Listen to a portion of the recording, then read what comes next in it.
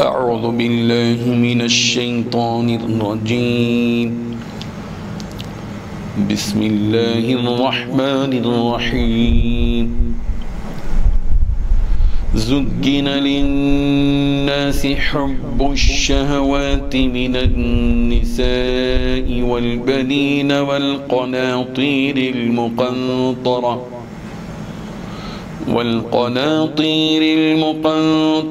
من الذهب والفضة والخيل المسومة والأنعام والحرث ذلك متاع الحياة الدنيا والله عنده حسن المآب صدق الله العظيم۔ حاضرین و ناظرین، یہ درس نمبر 209 ہے اور سورہ آل عمران کی آیت نمبر 14 کی تلاوت کی گئی۔ لفظی معنی کی جانب توجہ فرمائیے کہ زگینہ خوشنما بنا دی گئی ہے، للناس لوگوں کے لیے، حب الشہوات خواہشوں کی محبت، من النساء عورتیں، والبنین اور بیٹے، والقناطیر المقنطرہ اور بڑے بھاری مال، من الذهب والفضہ سونے اور چاندی کے، والخیل المسومہ اور نشان لگائے ہوئے گھوڑے، والانعام اور مویشی، والحرث اور کھیتیاں۔ ذالکہ یہ متاع الحیات الدنیا دنیاوی زندگی کا فائدہ اٹھانا ہے، واللہ عندہ اور اللہ کے پاس ہے حسن المآب اچھا ٹھکانہ۔ ترجمہ یوں ہے، لوگوں کے لیے ان چیزوں کی محبت خوشنما بنا دی گئی ہے جو ان کی نفسانی خواہش کے مطابق ہوتی ہیں، یعنی عورتیں، بچے، سونے چاندی کے لگے ہوئے ڈھیر، نشان لگائے ہوئے گھوڑے، چوپائے اور کھیتیاں، یہ سب دنیاوی زندگی کا سامان ہے، لیکن ابدی انجام کا حسن تو صرف اللہ کے پاس ہے۔ بزرگان محترم،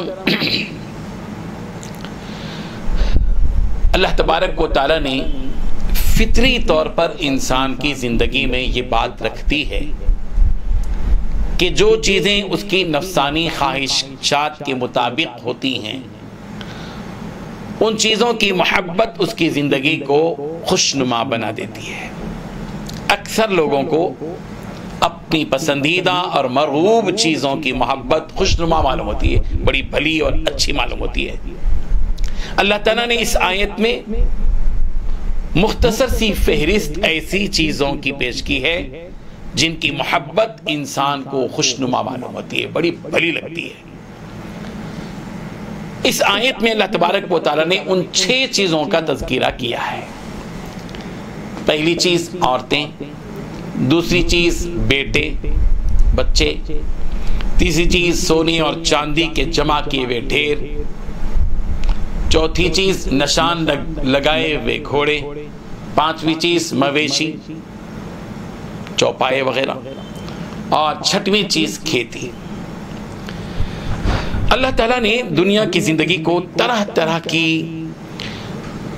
لذتوں سے زینت دی ہے۔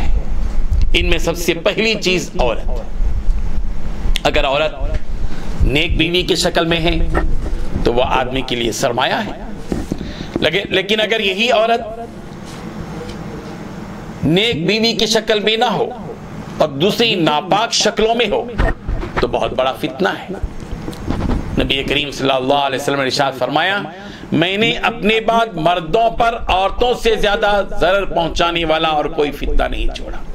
ہاں، جب کسی شخص کی نیت نکاح کر کے زنا سے بچنے کی ہو اور اولاد کی کثرت بھی نیت میں شامل ہو تو بے شک یہ نیک کام ہے جس کی رغبت شریعت نے دلائی ہے۔ حضور صلی اللہ علیہ وسلم نے ارشاد فرمایا، اس امت میں سب سے بہتر وہ ہے جو سب سے زیادہ بیویوں والا۔ ابن کثیر نے اس کو روایت کیا۔ یہ پہلی چیز ہے عورت کا وجود مرد کے لیے ظاہر بات ہے کہ وہ خوشنما معلوم ہونے والی چیز ہے۔ دوسری چیز ہے بیٹے، آدمی کے لیے زینت اور خوشنمائی کا باعث اس کی اولاد۔ طبعی طور پر جس آدمی کے پاس بیٹے زیادہ ہوں ظاہر بات ہے کہ وہ اس کو باعث سے فخر سمجھتا ہے، وہ اس کو بھلی اور خوشنما معلوم ہوتی ہے چیز۔ تیسری چیز سونے اور چاندی کے ڈھیر، جس کے پاس جس قدر سونا ہوتا ہے، جس کے پاس جس قدر چاندی ہوتی ہے۔ محفلوں میں ہم نے دیکھا ہے، بات ہے کہ عورتیں جب زیور سے لدی ہوئی ہوتی ہیں وہ دوسروں بڑی خوشنما معلوم ہوتی ہیں، بڑی اچھی معلوم ہوتی ہے، خوشنما لگتی ہیں، کیونکہ وہ ان کی مرضی کے مطابق، ان کی خواہشات کے مطابق وہ چیز ہوتی ہے، ان کو بڑی خوشنما معلوم ہوتی ہے۔ سونے اور چاندی کے ڈھیر سارا سونا اور چاندی جس کے پاس ہوتا ہے، دوسری عورتیں اس کو رشک کی نگاہوں سے دیکھتی ہیں۔ چوتھی چیز نشان لگے ہوئے گھوڑے۔ آج بھی ملک عرب میں مخصوص گھوڑوں کی بڑی جو ہے قیمت ہوتی ہے، بھاری قیمت سے ان گھوڑوں کو جو خاص قسم کے ہوتے ہیں، اسپیشل جو ہوتے ہیں، اعلیٰ کوالٹی کے ہوتے ہیں، برانڈ قسم کے ہوتے ہیں، ان کو خریدتے ہیں، ان کی ریس ہوتی ہے، اور ظاہر ہے کہ یہ چیز بھی ان کو بڑی خوشنما معلوم ہوتی ہے۔ پانچویں چیز چوپائے ہیں، بیل، بکری، بھینس، اونٹ آج بھی عرب کا مشہور جانور ہے، اور اس کے لیے کروڑوں اربوں روپے وہ خرچ کرتے ہیں اس کے اوپر، اور وہ ان کو خوشنما معلوم ہوتی ہے۔ اور چھٹویں چیز کھیتی ہے، کھیتی باڑی۔ بہت سے لوگوں کی ظاہر بات ہے کہ توجہ اور دلچسپی کھیتوں کی طرف ہوتی ہے، اور وہ انہیں خوشنما معلوم ہوتی ہے۔ یہاں یہ بات ذہن میں رہے کہ اللہ تعالیٰ نے طبعی طور پر انسانوں کے دلوں میں ان چیزوں کی جو محبت ڈال دی ہے، یہ بھی ایک نعمت ہے۔ اگر یہ محبت طبعی طور پر آدمی کے دل میں ہو تو دنیا کا نظام درہم برہم ہو جائے گا۔ مرد کو عورت خوشنما معلوم ہوتی ہے، اور مویشی، کھیتی اور فلاں سونے اور چاندی کے لیے ان تمام کی جو محبت ہے، ان محبتوں کی وجہ سے دنیا کا نظام قائم ہے۔ لیکن فرق صرف اتنا یہ ہے کہ یہ جو جتنی چیزیں بتائی گئی ہیں، یہ چیزیں اللہ تبارک و تعالیٰ کی عبادت کا ذریعہ بنے، اللہ تعالیٰ کی طرف توجہ ہونے کا ذریعہ بنے، یہ چیزیں اللہ کا شکر ادا کرنے کا ذریعہ بن جائیں، تو پھر تو یہ بہت بڑی نعمت ہے۔ اور یہی چیزیں اللہ تبارک و تعالیٰ کی قرب اور اس کی نزدیک کی کیا ذریعہ بن جائیں تو یہ فتنہ نہیں بلکہ ایک اہم چیز ہے۔ اس لیے ضرورت اس بات کی ہے کہ اللہ تعالیٰ نے جو نعمتیں ان میں سے جو اللہ نے جن کو دی ہیں، عورت ہو یا کھیتی ہو یا چوپائے ہوں یا گھوڑے ہوں یا سونے اور چاندی ہوں یا بیٹے ہوں، ان تمام نعمتوں کے درمیان بندہ رہ کر اللہ تبارک و تعالیٰ کی طرف متوجہ ہو، اس کا شکر گزار بندہ بنے۔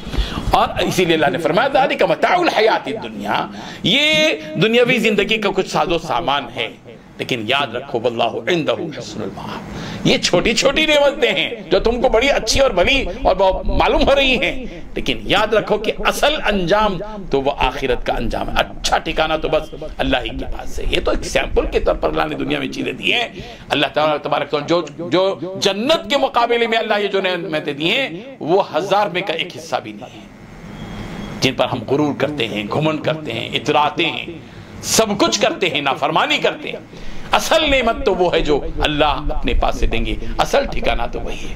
توجہ دلائی گئی ہے یہاں پر دنیاوی چیزوں کی، ساری چیزوں کی تذکرے کے بعد کہ ہمارا رخ، ہماری توجہ آخرت کی طرف ہونی چاہیے کہ اصل ٹھکانہ وہ ہے۔ اور یہ ساری چیزیں جو آج تم استعمال کر رہے ہو یہ تو وقتی ہیں، عارضی ہیں، فانی ہیں، ان سے اپنا رشتہ کبھی نہ کبھی توڑنا ہے۔